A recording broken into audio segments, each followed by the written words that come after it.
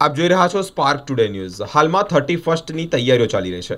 વડોદરા શહેરમાં નબીરાઓ દ્વારા જે મોટા પાયે બુટલેગરો સક્રિય થતા હોય છે, ત્યારે દિવસે દિવસે મોટા પ્રમાણમાં વડોદરા શહેરમાં દારૂ ઉતારવામાં આવી રહ્યા છે। હમણાં જ અઠવાડિયામાં 2 વાર સ્ટેટ મોનિટરિંગ સેલે દરોડા પાડ્યા હતા અને દારૂ પકડી પાડ્યો હતો। વડોદરા શહેરમાં પીસીબી દ્વારા જ લાખોની કિંમતનો ઇંગ્લિશ દારૂ પકડવામાં આવ્યો છે।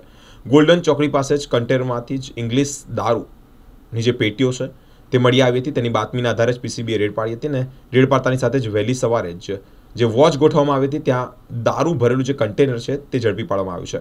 801 પેટી ઇંગ્લિશ દારૂ જપ્ત કરવામાં આવ્યો છે। 38 લાખનો આ મુદ્દામાલ જપ્ત કરવામાં આવ્યો છે। સૂત્રો પાસેથી માહિતી મળી રહી છે કે આ મુદ્દામાલ બિશ્નોઈ ગેંગ દ્વારા ગુજરાતના અલગ અલગ શહેરોમાં પહોંચાડવામાં આવી રહ્યો છે। ચોક્કસથી જે કહેવાય છે કે આજે પીસીબીની ટીમ દ્વારા જે કહેવાય છે કે લાખોનો જે દારૂ પકડવામાં આવ્યો છે, જે ઇંગ્લિશ દારૂ છે।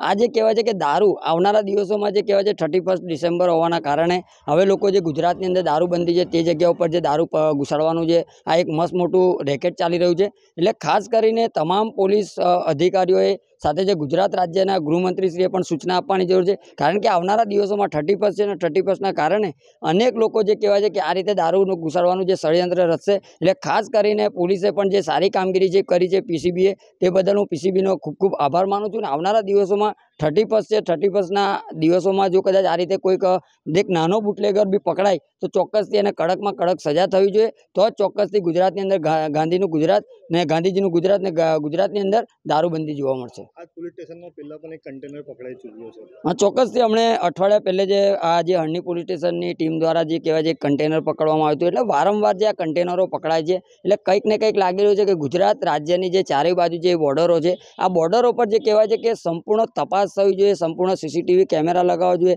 સાથે ચેકિંગ થવું જોઈએ। પરંતુ કંઈક ને કંઈક લાગી રહ્યું છે કે આની અંદર કોઈક ને કોઈક અધિકારી અથવા તો કોઈક કર્મચારી આની અંદર સંડવાયેલો હોય। એટલે સંપૂર્ણ તપાસ થાય તો ચોક્કસથી આ જે આવા અનેક બુટલેગરો હોય કે પછી દારૂની જે કેવા ખેપ મારતા હોય આ લોકો પકડાઈ શકે। બીજા રાજ્યની જે ગાડીઓ કન્ટેનર હોય આ ગુજરાતમાં આવતી હોય તો ત્યાં ટોલ નાકા પણ આવતા હોય છે, ત્યાંથી પણ આ ગાડીઓ પસાર થઈ જતી હોય છે, કેવી રીતે? એટલે ચોક્કસથી કંઈક ને કંઈક આની અંદર તો એવું લાગે છે કે ભાઈ જે પાયલોટિંગ કરતા હોય આગળ, પણ ગમે તે એક પાયલોટિંગ કરતા હોય કે ગમે, આજે એક જ્યારે કોરોના ચાલતો હતો, કોરોના સમયની અંદર માસ્ક જે કહેવાય લોકો નહોતા પહેરતા, ત્યારે પોલીસ એકદમ સતર્કતા રાખી હતી અને પોલીસે જે કહેવાય છે કે તમામ લોકોને દંડની કાર્યવાહી કરી છે। ઘણા લોકોને જે કહેવાય છે કે દંડ પણ ભરાવડાવ્યો છે અને તમામ લોકો માસ્ક પણ પહેરતા હતા। તો એ જ રીતે જો આવનારા દિવસોમાં જે 31 છે અને 31ને જે લોકો મહેફિલો માણતા હોય, ફાર્મ હાઉસની અંદર જે કહેવાય છે મહેફિલો માણતા હોય, આમના ઉપર બાજ નજર રાખવામાં આવે તો ચોક્કસથી ગુજરાત રાજ્યની અંદર જે કહેવાય છે કે દારૂબંધી ચોક્કસપણે અમલ થશે।